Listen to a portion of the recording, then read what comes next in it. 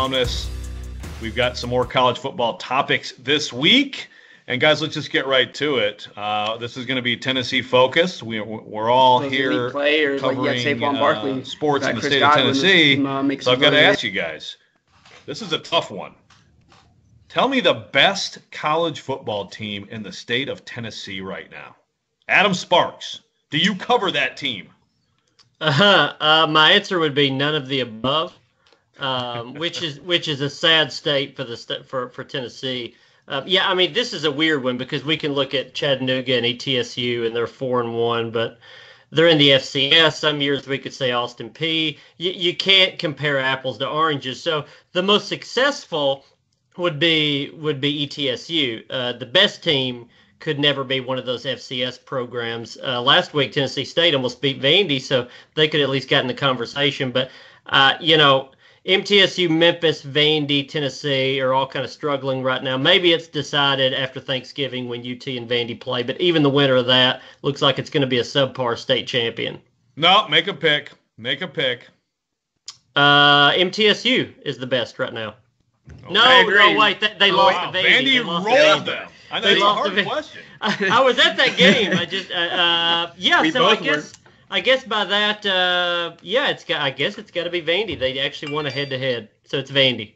Well, I'm going to go, I think we live in a society now, what have you done for me lately? And MTSU just beat Lane Kiffin and the defending Conference USA champions last week on 25-24. Come on, Adam, it's your alma mater as well. I mean, you were leaning towards, of course, Vandy beat them up pretty badly in the second half in the season opener. But that's a big win for the program. And I think by default, I think right now they're the best team because they've had one of the better wins in the entire state this year. Nobody gave them a shot, and especially it looked like they were about to get blown out by 30 or 40 points in the first quarter after FAU went up by a couple scores, but they were able to rally. I think just by default because, like Adam mentioned, the rest of the state is not good right now in terms of college football. So I'm going to go with your alma mater. I'm going to go throw MTSU in there as the best team in the state of Tennessee right now. I guess you can stand up for the Vols now, Blake. It's Tennessee, Joe. It is. And I think it's going to be shown that last game of the season after Thanksgiving, Tennessee and Vanderbilt. To me, that's who it comes down to. It's Tennessee or it's Vanderbilt. Vanderbilt killed MTSU. Memphis isn't very good.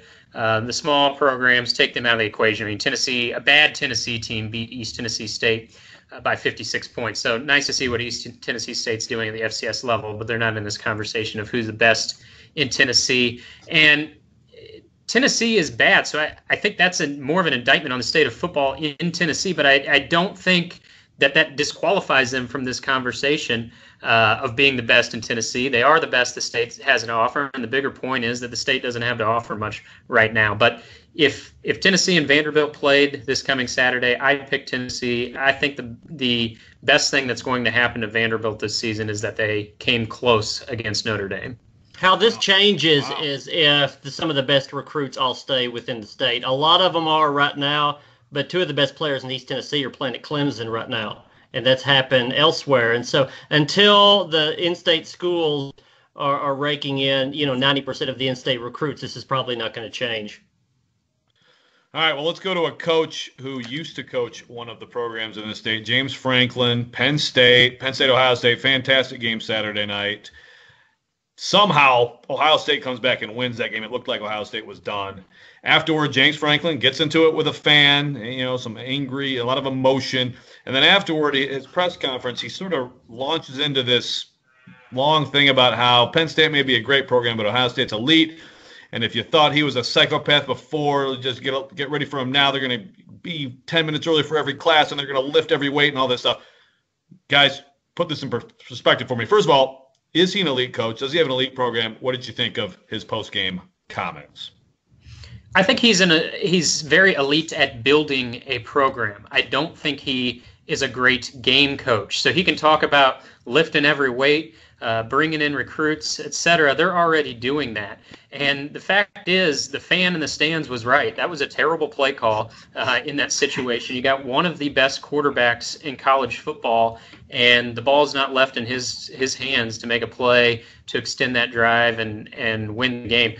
I think whether Penn State is elite or good is debatable, but if they win that game, there's no question that they're right in the thick of things in the college football playoff, and even at this point in the season in the national championship race. And I think the reason that they didn't win that game, one of the reasons, is that Urban Meyer is a better game day coach than James Franklin is. And I agree with that. I mean, I love his passion. I think that's refreshing to see. But I agree with Blake. I don't think he's an elite coach. I think he can build a program. He did it at Vandy. He's doing it right now at Penn State. But I don't think he's an elite game day coach. I don't think he's out there with Urban Meyer or Nick Saban or anything.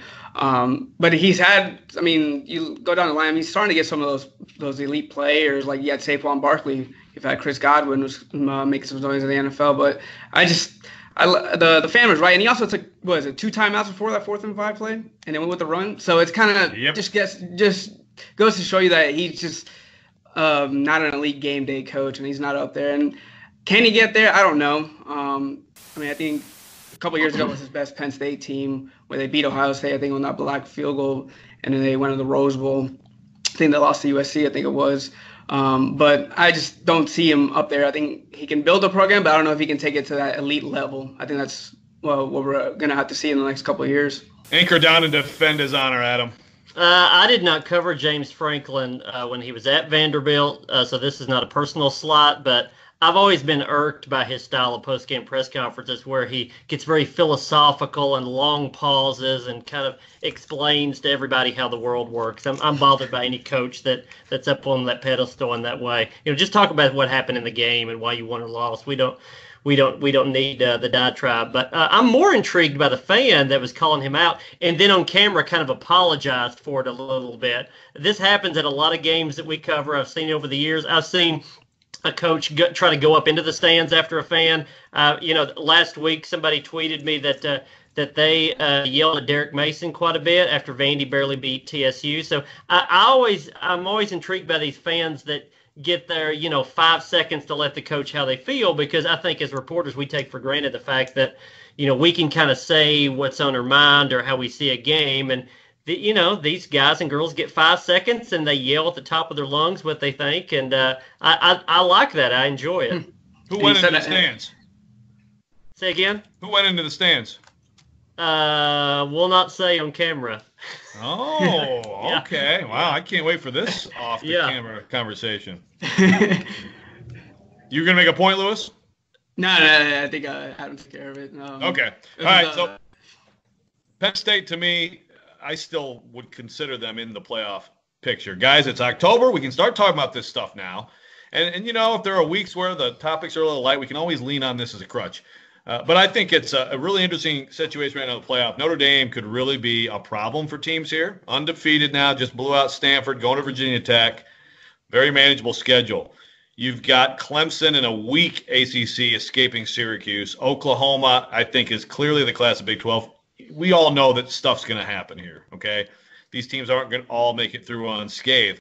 But you have Alabama and Georgia right now heading toward a situation where they could both be 12-0 in Atlanta and both be in really strong shape to, if they play a competitive game, both have a strong case. And then, of course, you have Ohio State right now probably has gotten past its toughest game. So right now, I want your playoff picture. I want your playoff picks and whether you think Notre Dame, if it were to go unbeaten, would deserve to be one of the 4. I saw Notre Dame live. I can't believe that they can maybe go undefeated, but I tend to think they're not going to, just because I don't think they're a good enough team to be there. Alabama will be there. Georgia can find a way there. I could see Clemson there, and I think Ohio State. I think the problem with this is this. For everybody that wants the 18 playoffs, want this thing expanded, the fact that we're probably going to disagree who the 3, 4, 5, 6 teams are after Alabama just means we need to stick with a 14 playoff, because the 6th best team and the 8th best team aren't even in the same hemisphere as Alabama, so we need to keep it at 14. These are my 4. I think this was going to be shaping out once the final rankings are released. I think it's going to be 1 Alabama, 2 Ohio State, 3 Clemson, and 4 Georgia. I think Alabama beats Georgia in the SEC championship game. I think Georgia drops a couple spots into that 4 slot because I think that will be a close game. What's working against Notre Dame is they don't have a conference championship game. So if they go undefeated, the rest of the schedule's I think they only have 1 ranked team currently left on their schedule. Georgia is for the next 5 games are against ranked teams. So if they come out unscathed on that and face Alabama in the SEC championship game, and that's a close game, they lose maybe by a touchdown or less. I think they slip to 4. I think Clemson and Ohio State will jump them at 1 spot. And I think that's going to be your 4-team playoff going to basically the end of the year. Alabama obviously tops the charts. I think Notre Dame's a different team since they inserted Ian Book as their starting quarterback. I don't think this is the same team that played Vanderbilt. And you add that to what is a pretty manageable schedule the rest of the way. I think they go undefeated and get in. I think Ohio State gets in. The last one is the one I have trouble with, waffling over another SEC team, Clemson, Oklahoma. I think between all that, I'm taking Clemson because they have the easiest route to the playoffs. I don't know that Clemson's better than Oklahoma or better than LSU or better than Georgia, but I think they have the easiest path to get there. I think maybe they dodge their bullet against Syracuse, and so that's my 4. Okay, I see no respect for Oklahoma, which is fine. They're going to West Virginia at the end. They got Texas, which actually could be a good win. You mentioned easy pass, but if Oklahoma's unbeaten versus what Clemson will have achieved, isn't that obviously Oklahoma?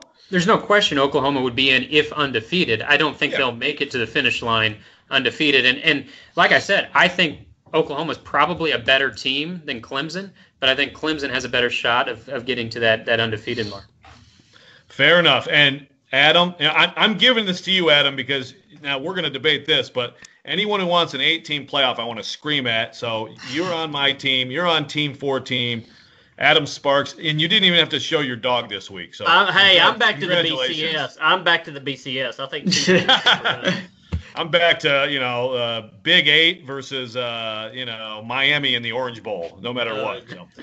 All right, good show. Thanks, guys. See you next week on the Line.